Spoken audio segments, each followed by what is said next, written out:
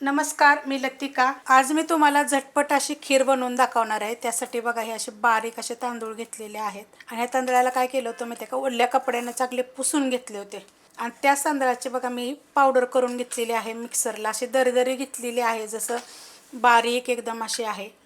हे बघा अशा पद्धती, जास्त जाड पण नाहीये आणि जास्त बारीक पण नाही, अशा पद्धतीचे। आणि किती घेतलेले माहिती आहे का, 4 चमचे घेतलेले आणि त्याचं बारीक करून घेतलेलं आहे। कढई बघा मी गॅसवर ठेवलेली आहे आणि गरम झालेली आहे। त्याच्यामध्ये बघा 7 ते 8 बी बदाम घेतलेले आहेत आणि 5 काजू घेतलेले आहेत। थोडेसे कमी जास्त केले, 5 ते 6 काजू आहेत। त्याच्यामध्ये एक मूठभर मी असे मकाने घेतलेले आहेत। ह्यांना काय करणार आहे, मीडियम गॅसवर 1-2 मिनटं चांगलं भाजून घेणार आहे। क्रिस्पी झाले पाहिजे चांगले, मस्त असे बघा मी भाजून घेतलेले 1-2 मिनटं मीडियम गॅसवर चांगले भाजले गेलेले आहेत। वाटलं तर थोडंसं तेलाची धार टाकून जरी भाजले तरी चालतील। आता हे काढून घेणार आहे आणि ह्यांना काय करणार आहे, दरदर करून घेणार आहे। त्याच कढईमध्ये बघा छोट्या आकाराचा 1 चमचाभर तूप टाकायचं। थोडंसं कमी जास्त केलं तर चालेल आणि वितळून घेऊया। तूप बघा वितळलेलं आहे, गॅस एकदम बारीक केलेला आहे आणि अर्धा लिटरपेक्षा जास्त असं मी दूध गरम करून घेतलेलं आहे। ते वतून घेते पहिलं। दूध बघा मी वतून घेतलेलं आहे, अर्धा लिटरपेक्षा जास्त आहे। तुमच्या म्हणजे तुम्हाला किती खीर पाहिजे त्याप्रमाणेच घ्यायचे।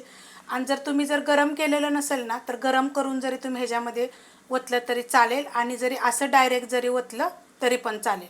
तर मी गरम करून वतलेलं आहे, कारण की मग आपण कढईमध्ये बनवलेलं आहे ना, फुटू नाही वगैरे। आता गॅस आहे मीडियम आणि ह्याला पहिला आपण उकळून घेऊया। दूध बघा आपलं चांगलं उकळलेलं आहे। गॅस करणार आहे मी बारीक, कारण गॅस होता मीडियम।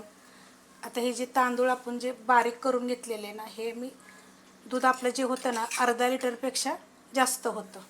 तर मी ह्याच्यामध्ये 2 चमचे टाकणार आहे आणि आता काय करायचं, ह्याला चांगलं मिक्स करून घ्यायचं आणि 5 मिनटं आपल्याला ना, 5 ते 7 मिनिट चांगलं शिजवून घ्यायचं। म्हणजे हे जे तांदूळ आहेत ना आपले, ह्या दुधामध्ये चांगले शिजले जातील। 5 ते 7 मिनिट झाले बघा, चांगले मी उकळून घेतलं होतं बारीक गॅसवर। आता मी गॅस केलेला आहे मीडियम। ह्याच्यामध्ये टाकायचे आपल्याला गुढीप्रमाणे साखर।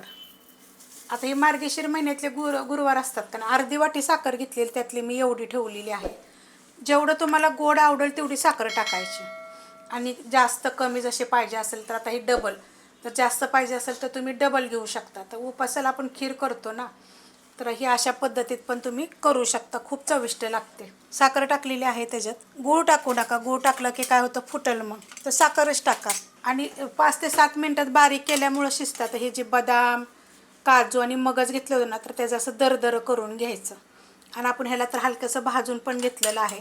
तर आता ह्याच्यामध्ये मी काय करते, हे 2 चमचे टाकून घेते।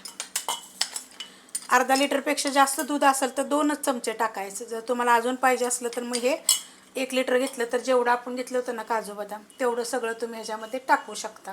आता ह्याला काय करते, एक 5 ते 7 मिनिट ना बारीक गॅसवर चांगली मी आटवून घेते। नाही आटवलं तरी चालेल। आता हे एवढं सगळं साहित्य टाकल्यानंतर घट्ट होते, पण खूप चविष्ट लागते बरं का, करून बघा एकदा। तर आता ह्याला मी शिजवून घेते चांगले। 5 मिनटं होऊन गेलेत बघा बारीक गॅसवर आणि खूप आटलेलं आहे, असं सायासारखं येतं साईडला। ते काय करायचं, चमच्यानं ढकलत राहायचं। आता ह्याच्यामध्ये मी टाकणार आहे विलायची जायफळ पूड आणि मी काय केलेलं आहे माहिती आहे का, विलायची थोडीशी मोठे मोठेच कुटलेले। आता खिरीमध्ये काय होतं माहिती आहे का, असं जर आपण खीर खातो ना, खूप छान लागते। तर हे चांगलं मिक्स करून घेणार आहे आणि परत काय करणार आहे, ह्याला 2-3 मिनटं मी आता उकळून घेणार आहे। विलायची टाकल्यानंतर पण 2-3 मिनटं मी चांगलं उकळून घेतलेलं आहे बघा। मस्त असं बघा इतकं घट्ट झालेलं आहे। थंड झाल्यावर ना तो खूप घट्ट होतं आणि एकदम चव वेगळी लागते बरं का, अशा पद्धतीत करून बघा। ह्याच्यावर वरनं टाकणारे थोडेसे पिस्ता बदाम असे काप मी करून ठेवले होते, ते तुम्हाला हवा असेल तर तुम्ही ह्याच्यामध्ये मनुके पण टाकू शकता। थोड्याशा तुपावर काय करायचे, भाजायचे आणि मग टाकायचे। बघा किती छान अशी खीर झालेली आहे।